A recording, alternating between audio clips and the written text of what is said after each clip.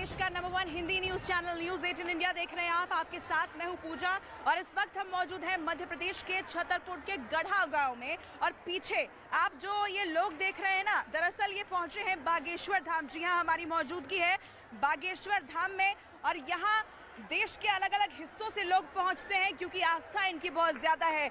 बागेश्वर धाम में आपको बता दें कि बालाजी यानी कि हनुमान जी के स्वरूप की पूजा होती है, लेकिन आज ये चर्चा में इसलिए है क्योंकि यहाँ के पीठाधीश्वर यानी पंडित धीरेन्द्र कृष्ण शास्त्री ने यहाँ से हिंदू राष्ट्र बनाने का आह्वान किया है और इसके लिए बाकायदा एक कलश यात्रा का आयोजन किया गया, जिसके लिए पूरे गाँव की परिक्रमा करके कलश जो है अब यहाँ पहुंच चुके हैं। तस्वीरों के जरिए मैं आपको दिखा दूं कि सभी से उन्होंने हिंदू राष्ट्र बनाने की इस परिकल्पना में शामिल होने के लिए आह्वान किया और उसके बाद पूरे गांव से लोग कलश लेकर निकले और उस कलश को अब यहां पर लेकर आया गया है, जहां पर अगले एक हफ्ते तक यज्ञ का आयोजन होना है, महायज्ञ यहां पर होना है और साथ ही महाशिवरात्रि के दिन यहां पर सामूहिक विवाह का आयोजन होगा। 121 कन्याओं का विवाह यहां संपन्न करा जाएगा। लेकिन ये मंच जो आप पीछे देख रहे हैं, यहां पर तस्वीरें मैं आपको दिखा दूं, ये मंच जो सज चुका है ये बेहद खास होने वाला है क्योंकि यहाँ यज्ञ का आयोजन कल से शुरू होगा और उसमें तमाम हस्तियां शिरकत करेंगी। उसमें राजनीतिक शख्सियत भी होंगी, उसमें आध्यात्मिक शख्सियत भी होंगी,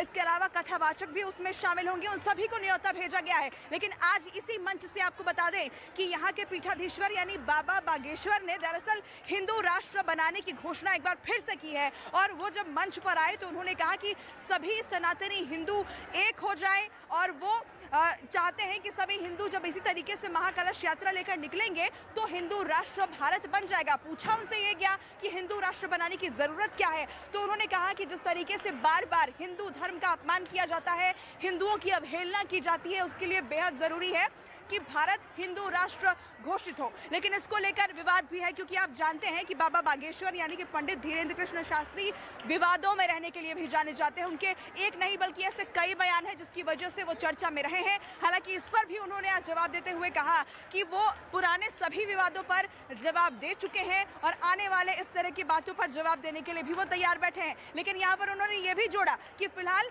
ये यज्ञ जो चल रहा है इस बीच में वो किसी ऐसे बयान में नहीं पढ़ना चाहते जिसमें वो उलझ कर रह जाए। एक बार फिर से जरा आप तस्वीरें देखिए, ये जो पंडाल आप देख रहे हैं ये सजकर तैयार हो चुका है। यहाँ पर बड़ी संख्या में लोग अभी भी जुटे हुए हैं, लेकिन बताया ये जा रहा है कि जब यहाँ पर यज्ञ की शुरुआत होगी तो लाखों की संख्या में श्रद्धालु यहाँ पर पहुंचे। देखिए जयकारे लगाए जा रहे हैं और इनकी अटूट आस्था है इस दरबार में, इस धाम में।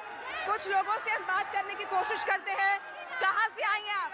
हम झारखंड बोकारो से आए हैं। तो एक हफ्ते आप यहीं रहेंगी? हाँ, 18 तारीख तक रह रहे हैं, 18-19 तारीख तक। बाबा को कितना मानती हैं? बहुत मानते हैं, जब तक दिल से मानते हैं, जब तक से जिंदा हर हमेशा मानेंगे। आप कहाँ से आए हैं? मैं आगरा से आया हूँ। कितने दिन रहेंगे यहाँ? मैं 19 तारीख तक रहूँगा यहाँ पे। सामूहिक विवाह देखने आए हैं या हिंदू राष्ट्र बनाने की जो बात बाबा जी ने कही है आप उसके लिए आए हैं? जो हिंदू राष्ट्र दोनों बनाने के लिए जो हिंदू राष्ट्र है वो ज्यादा इम्पोर्टेंट है हमारे लिए। क्यों जरूरी है? क्यों जरूरी है? जी मैं उत्तर प्रदेश से आया हूँ, हाँ। जिला मैनपुरी से। हाँ। हाँ, बाबा जी जो कर रहे हैं बहुत सही कर रहे हैं और ये होना चाहिए, हर हालत में होना चाहिए। क्यों होना चाहिए? बहुत जरूरी है।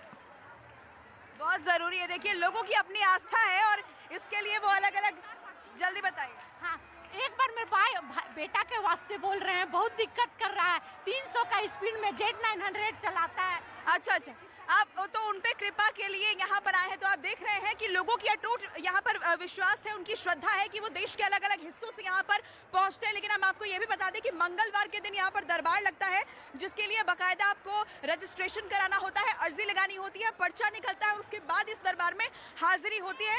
हालांकि वो दूसरे दरबार में होती थी, लेकिन अगले एक हफ्ते तक जो दरबार है मंगलवार वाला वो भी यहीं लगेगा और उसके अलावा 2 दिन अलग से दरबार लगाने की भी घोषणा की गई है, यानी बुधवार और गुरुवार के दिन भी दरबार लगेगा, जिसमें लोगों के लिए पर्ची निकालेंगे। वो जिस पर्ची को लेकर सारा विवाद है कि पर्ची निकालकर वो जो समाधान बताते हैं, दरअसल वो कोई चमत्कार नहीं है, वो एक कला है जिस पर विवाद हुआ। कई लोगों ने कहा कि किसी तरह का ये कोई चमत्कार नहीं है, ये सिर्फ कला है। लेकिन इस पर भी यहाँ जो पीठाधीश्वर है उन्होंने जवाब दिया। उन्होंने ये कहा कि ये उनकी सिद्धि है, ये उनके तप का नतीजा है, जिसकी वजह से वो लोगों की समस्याओं को जान लेते हैं और उसका समाधान देते हैं। और दुनिया के अलग अलग हिस्सों में जाने के बाद, अगर अलग अलग कोनों में जाने के बाद भी अगर इन लोगों को अपनी इस समस्या का समाधान नहीं मिलता, वो समाधान आकर इन्हें इस धाम पे मिलता है, तो यही वजह है कि ये आप जो लोगों की भीड़ देख रहे हैं वो इसी वजह से यहाँ इकट्ठा होते हैं, क्योंकि उनका ये मानना है कि उनकी जितनी भी परेशानी है उसका समाधान जो है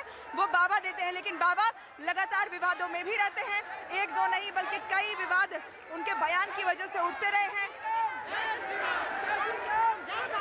यहाँ तक कि अंधविश्वास फैलाने का आरोप भी उन पर लगा है, धर्म के नाम पर लोगों को बांटने का आरोप लगा है। लेकिन हम आपको ये बता दें कि ये मंच जो सजा है, जहाँ पर यज्ञ होगा, वहाँ पर कई राजनीतिक शख्सियत भी अगले एक हफ्ते के दौरान पहुंचने वाली हैं।